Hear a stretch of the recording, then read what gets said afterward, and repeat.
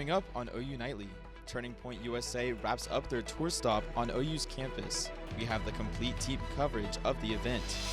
Plus, an update to breaking news. The owner of a local liquor store facing new charges. And OU football travels to a different state fair this week. We are live in Columbia ahead of the team's matchup with South Carolina. This is OU Nightly.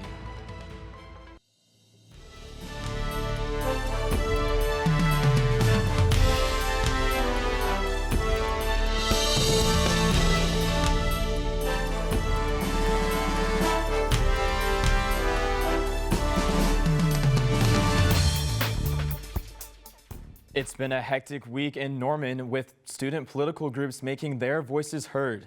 Thanks for watching OU Nightly. I'm Colson Pocock. And I'm Michael Thompson. A month after Charlie Kirk was shot and killed at Utah Valley University, his organization Turning Point USA is honoring his legacy. OU Nightly has brought you team coverage leading up to the event, beginning earlier this week when Turning Point students gathered at Norman City Council meeting to protest a council member's comments on Kirk's death. Yesterday, former State Superintendent Ryan Walters spoke on campus of the importance of the tour, and community members gathered outside of the Lloyd Noble Center during last night's Turning Point Tour event.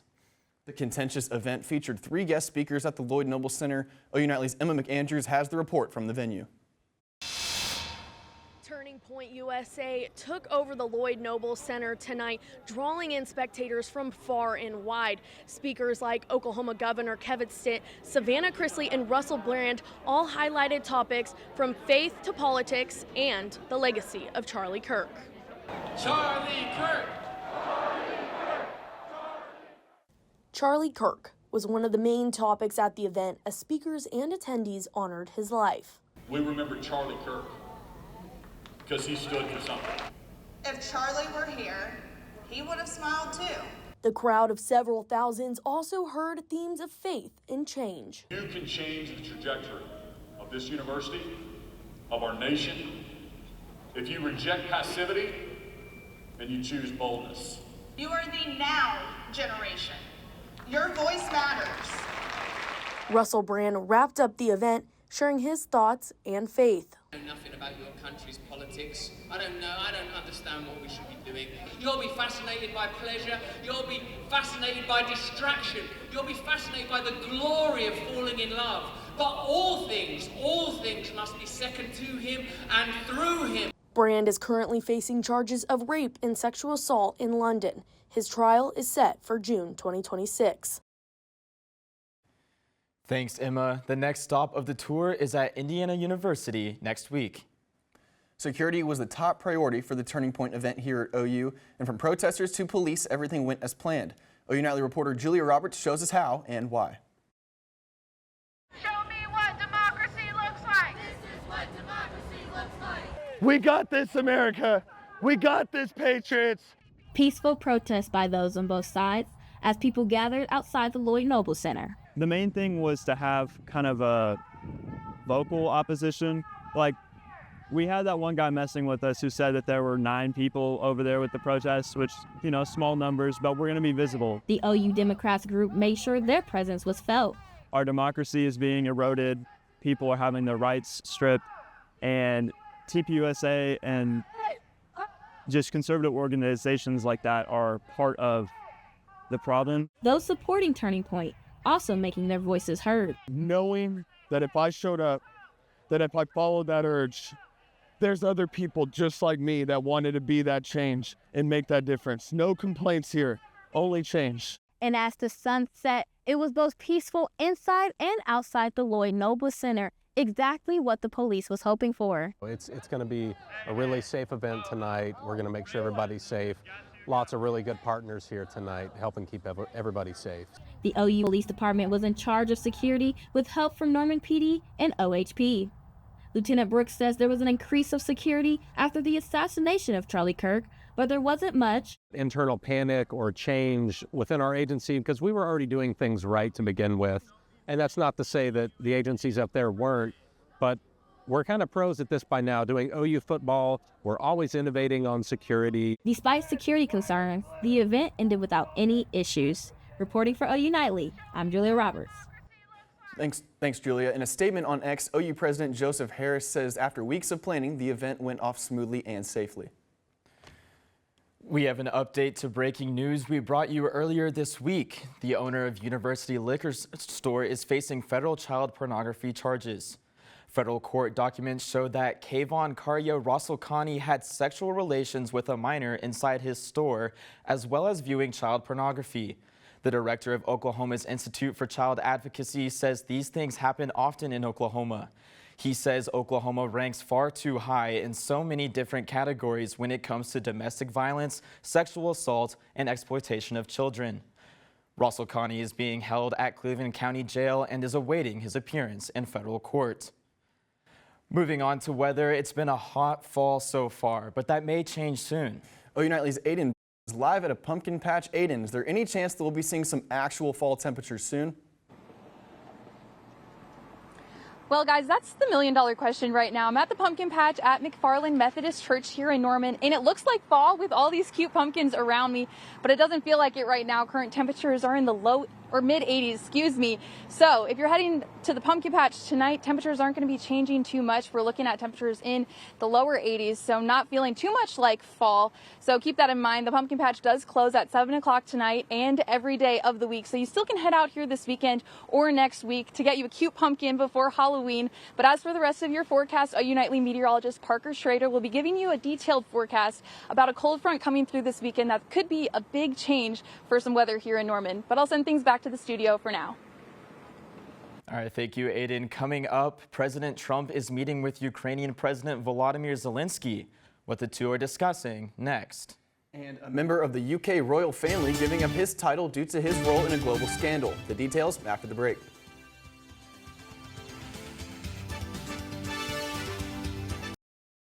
Across the sea in London, Prince Andrew has relinquished his royal title. OU Nightly's Oliver Schaefer has that and today's national and international headlines from the News Center.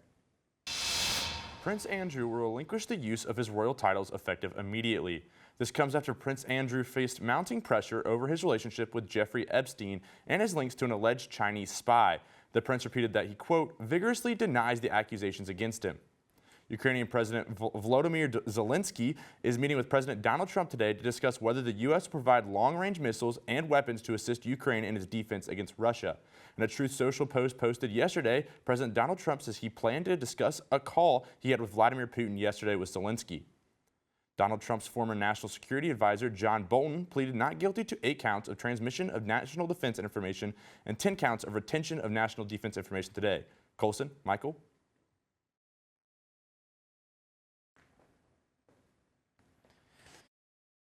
Well, Parker has the rest of today's weather. Parker? Well, I'll be showing a little bit more of those temperatures that are coming on the way. We have a little bit of a cool down coming up, so that'll be good. But I'll have the rest of those details coming up after the break.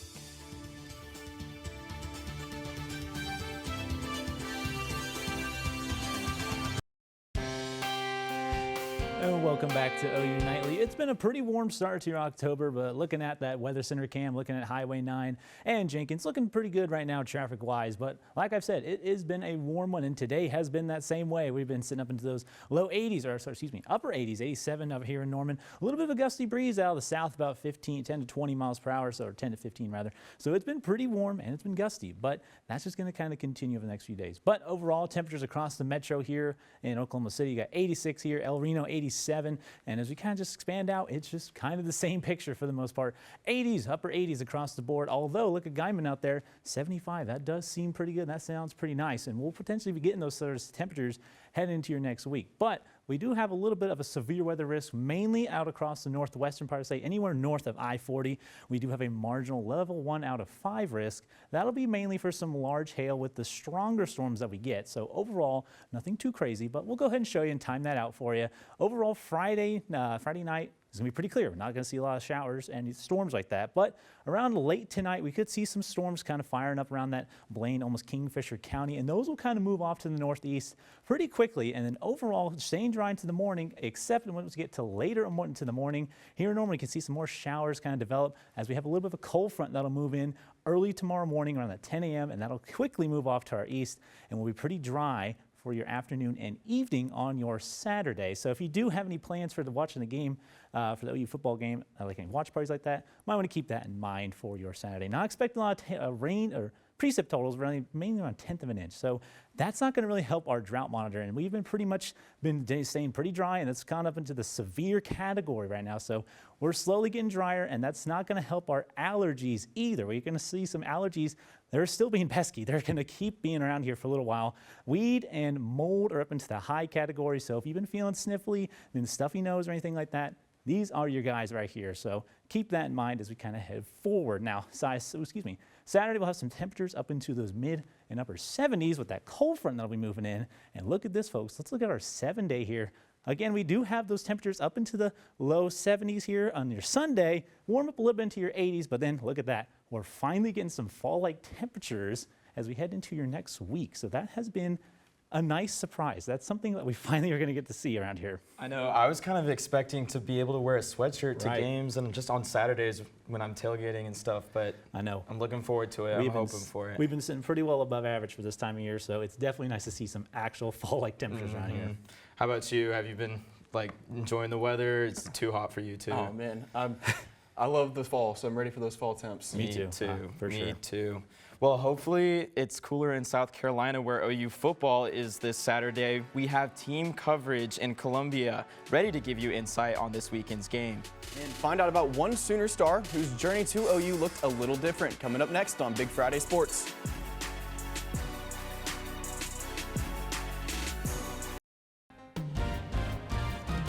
Hello, welcome back to Studio A. I'm Elle Gedman, and I'm with Peyton Davis, and it's time for sports. OU Nightly reporters Hallie McPherson and Darby McCormick are in South Carolina where the Sooners are planning a Gamecock cookout. Darby, Hallie.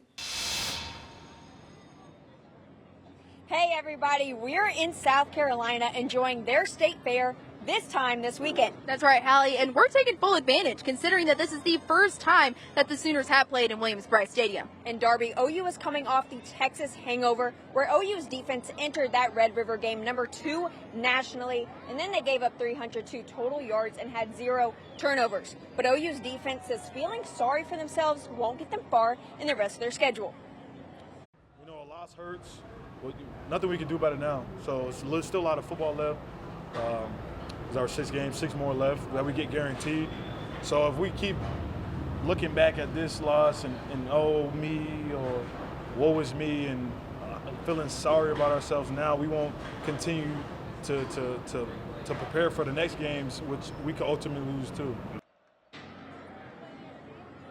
OU looks for redemption tomorrow against unranked South Carolina. That's right, and to learn a little bit more about South Carolina, we're going to take you to SEC Media Days in Atlanta, Georgia, where Game Day U host Cam Williams has the scoop on the Gamecocks. I'm Cam Williams reporting inside the College Football Hall of Fame in Atlanta at SEC Media Days. The Gamecocks won't be wearing white when the Sooners travel to take on South Carolina in South Carolina for the first time. But the Gamecock faithful will be ready and loud.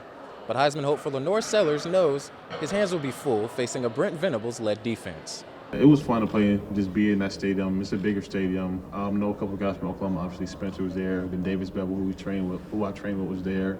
And then just being in the stadium, hearing the Boomer Sooner for the first time, playing against the defense, confusing defense that they were. It's not like it'd be the same thing every game, every play, but had a good scheme as well, physical, fast, and all that. So I'm super excited for them to come to Columbia this year. And South Carolina head coach Shane Beamer knows from his 3 years at OU that setting your quarterback up for success is key. I was at Oklahoma with Kyler Murray and Jalen Hurts and being around guys like that, those guys that are weapons with their feet. You want to have that as a part of your offense, but you also want to be smart too, especially in this league with the defenses that we play week in, week out.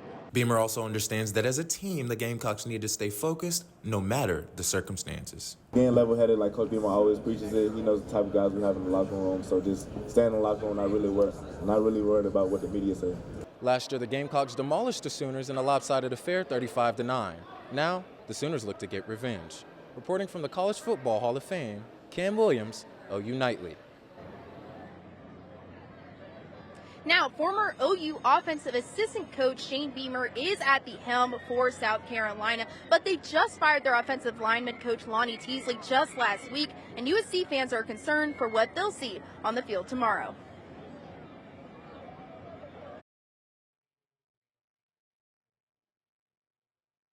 I feel a little bit better about it just because of last weekend's game.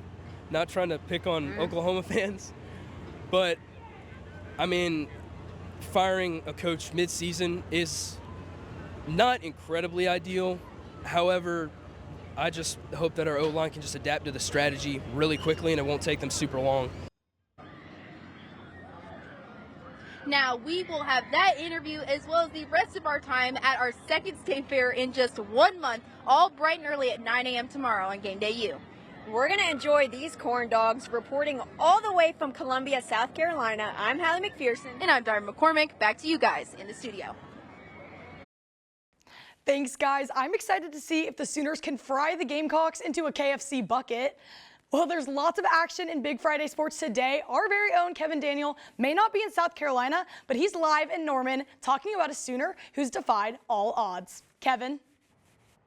Thanks, Elle. Yeah, as a three-star recruit out of high school in Tennessee, Taylor Wine could have easily gotten lost in the shuffle of OU's dominant defensive line. Instead, he's making a name for himself this year, despite not being the Sooners' first choice. He was one of those add-ons late. We had a guy, that decommitted late, and we found him immediately. Like, man, this guy might be every bit, if not better than the guy we lost. That's literally the conversation in the moment. Coach Chavis, he's ready to jump off the bridge down here at I-35, and I'm like, man, this guy is better, I'm telling you. Then they wanted to commit before they even got here, and then you're like, whoa, I know we offered you, but you're not supposed to say yes right away. I'm not good enough. Got to get better. A lot of areas, and got to keep working, keep shoveling, and keep getting better. And attention to details, fundamentals, getting lined up, and I'm gonna continue to work on it, and Lord willing, get better each week. Spirits hasn't changed. We're focused on getting better, and one loss doesn't. It's not going to defeat this team. That's not who we are, and we're just going to learn from it and get better. And that's all we're worried about right now. Wine leads the team in tackles for loss with 8.5 and is second in sacks with 3.5. So the Sooners are going to be looking for his work ethic and intensity against South Carolina tomorrow. Back to the studio. Thanks, Kevin. The Jenks Trojans went deer hunting last night, but did they come back with the win? OU Nightly's Hunter Cornejo was at Tyler Tidwell Stadium to catch the matchup. Hunter? Welcome back to the Huddle with Hunter. A week ago, Katie Jones had a record-setting performance, scoring four school records in one night as he tallied 549 yards and 8 total touchdowns. Now, Jones and Jenks look to build off the momentum. Taking on Deer Creek, the Antlers start the game off with an interception. First play on offense, double pass, Jaywin Davis wide open, touchdown. Early 7-0 lead for the Antlers. Next drive for the Trojans, it's the Kansas commit, Katie Jones, taking the handoff into the end zone for the easy score. It's tied up at 7 early in the first. And a few drives later, Jones and the Wildcat breaks out of an arm tackle at the line of scrimmage and gets into the end zone for the third time on the night. It's 21-7 on to the second half. Trojans knocking on the door. Handoff, Katie Jones, he gets to the edge. Touchdown number 4. Jenks leads 49-14. Deer Creek student section stays rowdy, but it's not enough. 5 touchdown night for Katie Jones. Jenks picks up their third straight win, taking this one 56-21. Here's the Jayhawk commit after another big night. I'm so excited. They're a really good program. One of the better ones in the Big 12. Great coaching staff, and I can't wait to play for them. Jenks is a special place, man.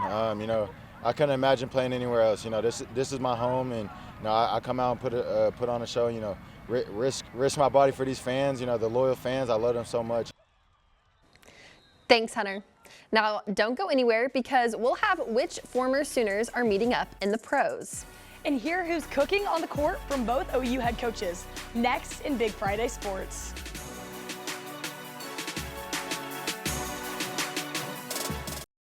Welcome back to Big Friday Sports. Glad you stuck around because we have the scoop on Sooner basketball. Peyton, I know some Sooner fans are ready to see the Crimson and Cream hit the court. Yeah, Elle, I know they're excited to see the Sooners tip off, but women's head coach Jenny Baranczyk is ready to get the season started and to see what her team is made of. One thing that we will always do is to be able to really try to test ourselves early with different styles of play, with talented play, with really good teams, because you have to see where you're at. And if you fall down, you get up, and you're going to fall down. And so we want to be able to learn a lot about ourselves. that maybe we're a little bit more prepared as we enter January and we enter into the SEC. The ladies aren't the only ones making noise in the Lloyd Noble Center. The Oklahoma men's basketball team is ready to get started, and they're coming in hot. And some new additions to the bloodline may just be what this OU DNA needs. Sooner head coach Porter Moser has high expectations for this season. And I have that veteran hungry that Nigel brings. And then we got Xavier Brown, another veteran in the backcourt, played at St. Joe's. Great league in the A-10, was first team all-league there. So I got a backcourt that had been all first team all-conference in 2 different very good leagues. Taking it back to women's sports, OU softball set a new fall attendance record at Wednesday's game against Oklahoma Christian. If you want to catch the Sooners before the regular season starts, Patty Gasso's girls will play in their second Battle Series scrimmage tonight in Norman at 6:30 p.m. Now, let's throw it back to 2021. Spencer Rattler loses the OU starting quarterback job to Caleb Williams. Now the pair is meeting in the NFL, and the Saints quarterback had something to say about the situation. Take it away, Spencer. Yeah, something along the lines of, course, I'll say what's up to him at the game, but I got respect for him. Good player. I don't know. He seems a little rattled, if you ask me. Although it may be awkward, it's all love over here at OU Nightly, but Peyton, I have to know, who is your MVP for tomorrow's game? I'm looking at David Stone. Obviously, we lost to Texas last week, but I feel like the defense still played pretty well, and David Stone was a big part of that defense. I know, I have to agree with that. I mean, that's all the time that we have today. Thank you so much for tuning into Big Friday Sports. Be sure to watch OU Nightly live, weekdays at 4:30. Now here's one look at South Carolina State's Fair. Have a fantastic weekend.